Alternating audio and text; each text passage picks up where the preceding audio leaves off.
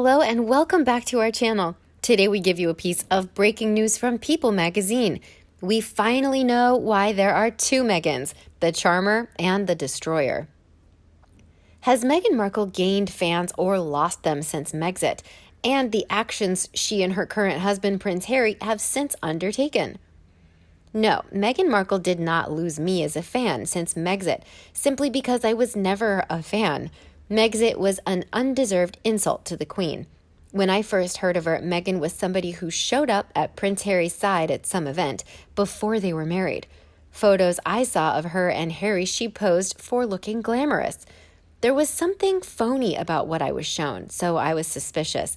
Most everyone I run across, I either instantly like or am indifferent to, until they show me otherwise.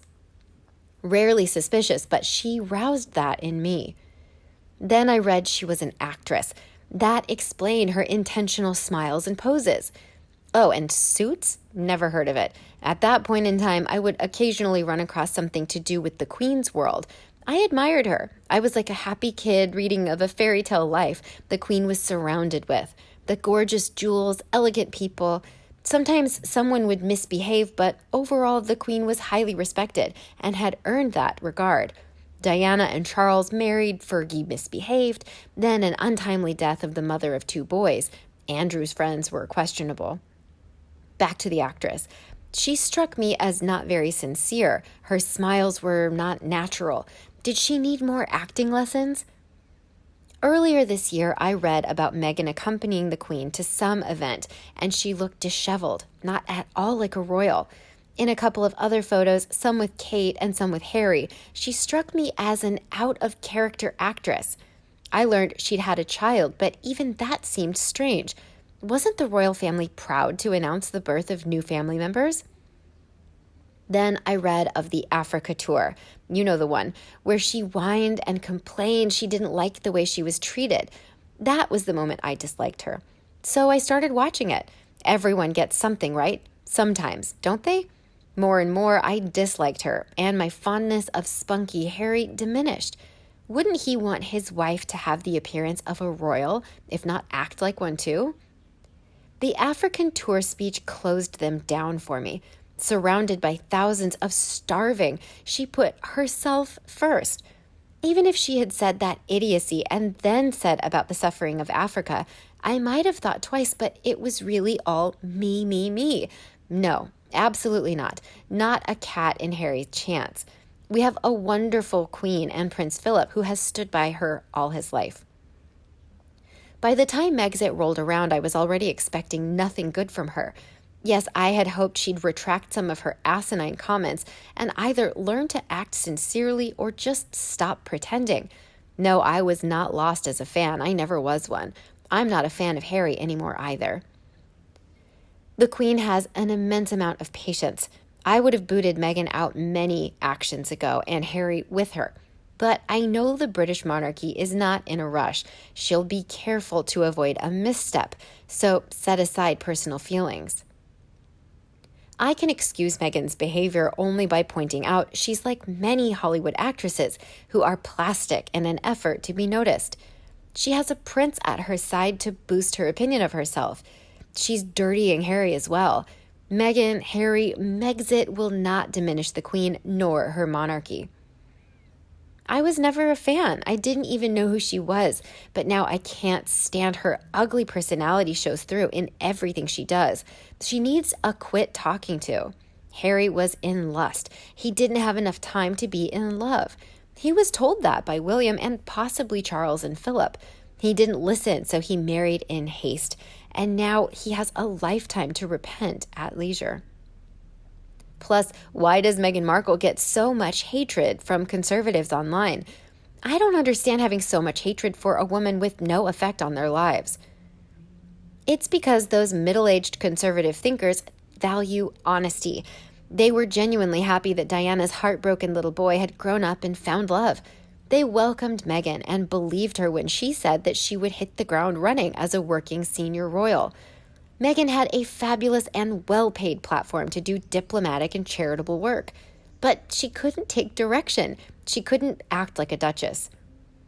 It quickly became obvious that she didn't want to modernize the royal family. She just wanted to monetize it. She fooled them, but not for long, and that's why they're angry.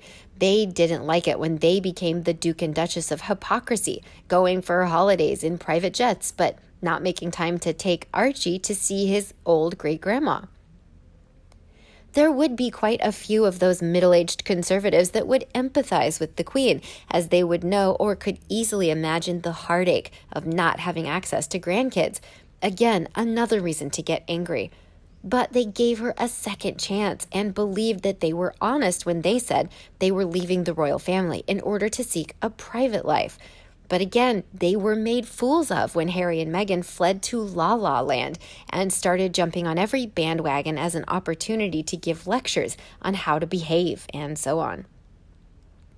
Conservatives hate liars because they value honesty, tradition, and hard work.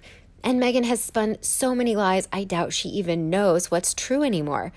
I'm starting to think that the Buckingham Palace PR machine had done a fabulous job in the past, creating an image of Harry as a kind of lovable rat bag. He was really starting to get a lot of respect for his work with the Invictus Games and so on, but now his reputation is in tatters. At least he looks uncomfortable spouting Meghan's meaningless word salad. So much for the reported millions spent by the couple on sunshine sacks. They've done nothing to repair the damage done by Meghan's lies and appalling behavior. It's not just confirmed to conservatives, though. I think hatred is too strong a word. Personally, as one who is anything but conservative, I loathe Wallis Markle with a passion for being a calculated and audacious fraud. She's visited such sorrow on the royal family, who only ever treated her with kindness. They hoped that she would make Harry happy and take her place in the royal family in support of Harry and the Queen. But, of course, as she was barely two brain cells to rub together, she thought she could upstage the Queen herself with her C-grade Hollywood-style presence. Just imagine for a moment anyone being able to get the better of Her Majesty, who's dealt with 14 UK prime ministers during her reign, as well as countless Commonwealth and other leaders. Yet this clueless American upstart comes flouncing in and starts to throw her weight around from day one, ending up with forcing a divorce between Harry and his family. It's breathtaking, really breathtaking. No, I don't hate her or any human being, well, perhaps Trump, and she certainly doesn't have the power to harm as many people as he's done, but I do absolutely loathe her for her clueless and valueless life and the negative impacts she's wrought on the royal family and the Commonwealth. And especially when you consider all of the good that Harry had a functional wife could have done for the world. Instead, we have all ended up with this soap opera. Shame on both of them. What a wasted opportunity for someone who was truly interested in humanitarian or charitable work. If they really wanted privacy and protection from the tabloid press, why they didn't just move to a country estate and live quietly like the Queen's eldest grandson Peter and his wife Autumn. Her naked ambition and her narcissism are pretty much on display for the world to see. Do you support Meghan Markle's choices that she makes?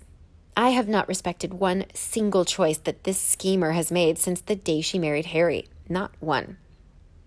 From the wedding celebrity guest list, to excluding Harry's friends from the wedding after party, to the treatment of her father, to exorbitant amounts of money during their tenure while doing very, very little work, to using a moon bump, to keeping secret the godparents' names, to using a low-level book for further attacks on the royal family, to the cowardly slithering off to Canada, leaving Harry to deal in the aftermath of their Instagram see ya, to setting up paparazzi shoots for publicity. I could go on, but honestly, I think that's enough.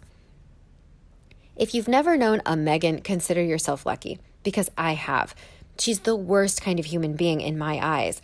There are two Meghans, the charmer and the destroyer, an empty shell, an expert strategist who can smile into your face knowing that she's going to do to you at some point in the future, yet not feel even a whisper of guilt about it. In fact, getting a high from it. A narcissistic charmer, she even had Prince Charles a little enchanted, I believe. So, no, I don't respect any choices she's made. Her choices, in my humble opinion, are always based on deceiving, humiliating, berating, or ruining someone else in order to elevate herself. And so far, it seems to be working. How about you? Do you agree there are two Meghans, the charmer and the destroyer? Please let us know in the comments section below. Don't forget to like and share with your own followers. And as always, subscribe to our channel for all the latest news on the royal family, Meghan Markle and Prince Harry right here. Thanks for watching, and we'll see you in the next video.